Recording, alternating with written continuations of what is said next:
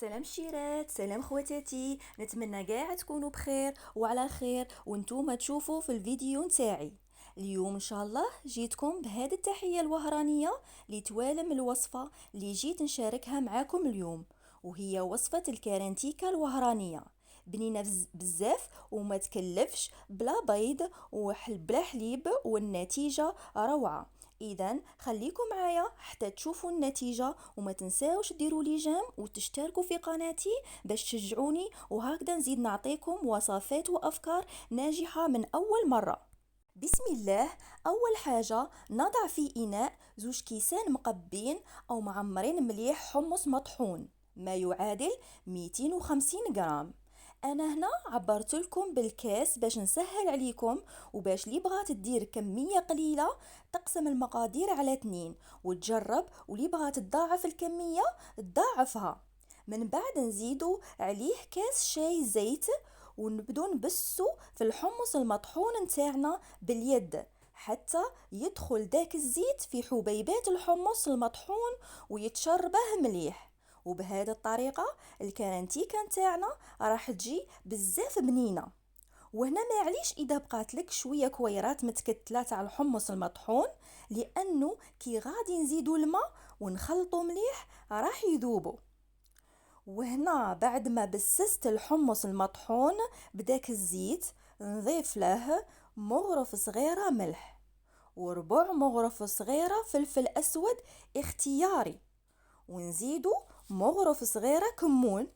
وهنا ما تكتروش الكمون بزاف، ديروا فقط مغرف صغيرة باش ما يطلق لكمش الكمون المرورية في الكارنتيكا نتاعكم، لانه حتى لو كانت الكارنتيكا ناقصة ملح او كمون تقدروا تزيدوه ملها في الاخير بعد ما تطيب. وهنا راح نزيدو على الخليط 6 كيسان ونص ماء تدريجيا.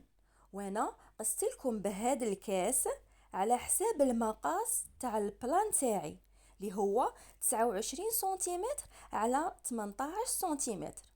وبعدها نكمل نزيد الماء ونخلط مليح بالفوي. وانا هنا كنت خلطت الخليط في الليل وطيبته الصباح للفطور، وهكذا راح يذوب الحمص مليح وما يتكتلكش. وهذا هو السر الكارنتيكا نتاعي، تجي خفيفة وطرية وبنينة.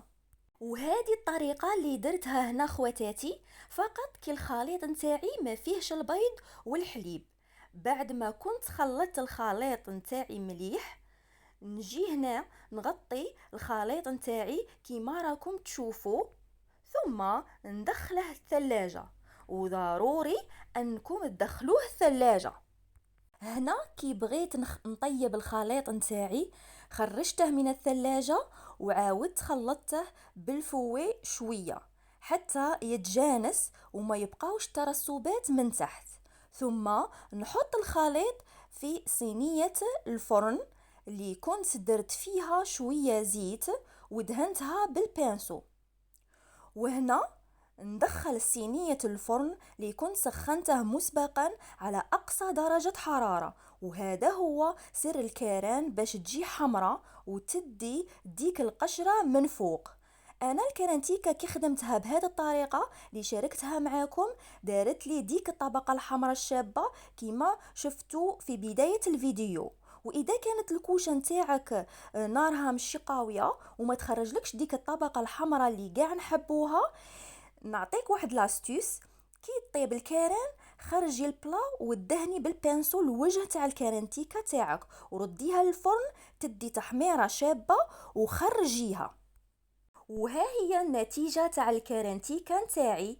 شوفوا شحال جات طرية ودات داك اللون الذهبي الاحمر. غير جربوها البنات ما راحش تندموا، وردوا لي الخبر في التعليقات. وما تنساوش تشتركوا في القناة اذا راكم حابين توصلكم المزيد من الوصفات.